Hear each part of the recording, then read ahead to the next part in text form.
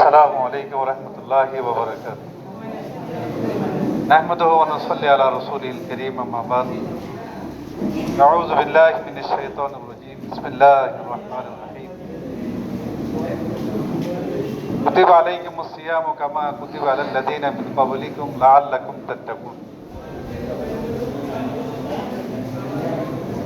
পবিত্র মাহে রমজান, পবিত্র লাইলাতুল কদরকে সামনে রেখে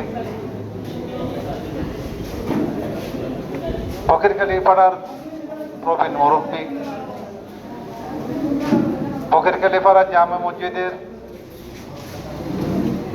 সম্মানিত প্রতিষ্ঠাতা সভাপতি জনাব আলহাজ আলী ফকির সাহেব এবং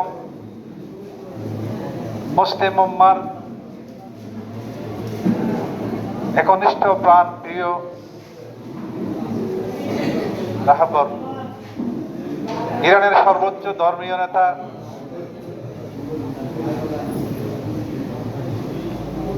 আয়াতুল্লাহ আলী খোমেনির ইসওয়ালি সওয়াব উপলক্ষে আজকের আয়োজিত ইফতার মাহফিলের ইসলামী আন্দোলনের বিভিন্ন দায়িত্বশীল বৃন্দ, উপস্থিত সম্মানিত রোজাদার ইমানদার ব্যক্তিগণ, মহান রব্বুল আলামিনের দরবারে শুকরিয়া আদায় করি। আজকে মহান রব্বুল আলামিন ইফতারের পূর্বে অত্যন্ত গুরুত্বপূর্ণ একটি মুহূর্তে আমাদেরকে এখানে উপস্থিত হয়ে পবিত্র কালামে হাকিম এবং রাসূল করিম সাল্লাল্লাহু আলাইহি ওয়াসাল্লামের জীবন চরিত এবং তাদের দোয়া এবং শামিল হওয়ার আমাদেরকে উপস্থিত হওয়ার তৌফিক দান করেছেন।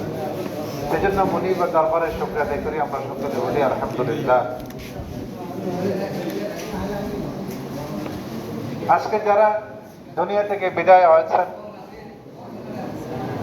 তাদের কৃতকর্মগুলি আমাদের অনুসরণীয় ছিল বলেই আজকে তাদের স্মরণে আজকের এই দোয়া মাহফিল।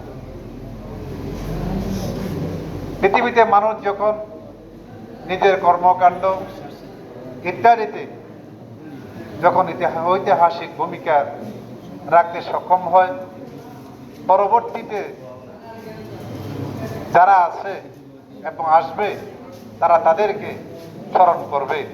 এটাই পৃথিবীর একটি চিরচারিত একটি নিয়ম।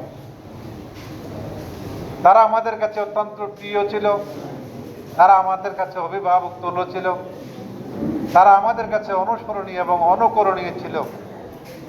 এবং আমাদেরকে যদি পৃথিবীর মানুষের কাছে স্মরণীয় হয়ে থাকতে চাই, পৃথিবীর মানুষের কাছে যদি আমরা বরণীয় হয়ে থাকতে চাই, আমাদেরকে সেই সকল আদর্শ, সেই সকল নীতি এবং নৈতিকতাগুলি আমাদেরকে অর্জন করে তাদের মতো আমাদেরকেও ইতিহাসে স্থান করে নিতে হবে।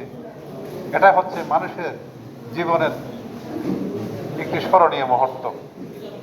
আমরা দোয়া করি আল্লাহ তাআলা যেন তাদের জীবনগুলো কবুল করেন এবং আমাদেরকেও তাদের রেখে যাওয়া অসমাপ্ত কাজগুলি এবং জীবনের প্রতিটি ক্ষেত্রে অনুসরণ এবং অনুকরণ করে আমাদের জীবনকে আমরা যেন ধন্য করতে পারি, সে তৌফিক মহান রব্বুল আলামিনের কাছে কামনা এবং তাদের জন্য জান্নাতুল ফেরদৌসের সুউচ্চ মাকাম কামনা করে পবিত্র রমজান মাসের এই ইফতারের মুহূর্তে যেন আল্লাহ তাআলা আমাদের রোজাগুলিকে কবুল করেন এবং রোজা সহ আমাদের অন্যান্য যে ইবাদতগুলি আছে সব ইবাদত যাতে আল্লাহ পাক কবুল করেন এবং আমাদের জন্য নাজাতের ওসিলা বানায় এবং আল্লাহ পাক রব্বুল আলামিন আমাদেরকে যেন নেক হায়াত দান করেন। আগামী রমজান পর্যন্ত যাতে আল্লাহ তাআলা আমাদেরকে বাঁচিয়ে রাখেন এবং এই লাইলাতুল কদর থেকে আরেকটি লাইলাতুল কদর পর্যন্ত আমরা যদি বেঁচে থাকি এবং ভালো কাজগুলি করতে পারি, সেই তৌফিক আল্লাহ পাক আমাদেরকে দান করুন। এই কথা বলে আমি সংক্ষিপ্ত কথা যেটুকু শেষ করছি, যেহেতু আমাদের অনেক উলামা ইকরাম এবং আমাদের বিভিন্ন